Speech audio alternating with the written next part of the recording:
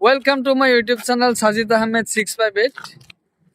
সকলোকে মোৰ চেনেললৈ স্বাগতম জনাইছো। আজি মই আহিছো শোণিতপুৰ। ইয়াত চাব পাৰে কলিয়া বুমৰা দলং হয়। চাব পাৰে কিমান লম্বা হয়, বহুত লম্বা, কমসে কম 3 কিলোমিটাৰ লম্বা হয়। এইটো ব্ৰহ্মপুত্ৰ ৰিভাৰৰ ওপৰতে আছে ব্ৰিজটো।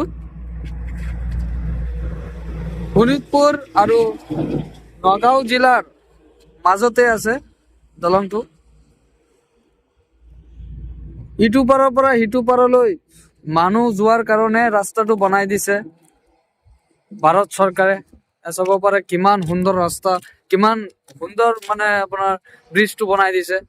মজা বনাইছে, ভাল লাগিছে। চাব পাৰে আমাৰ অসমখন কিমান সুন্দৰ।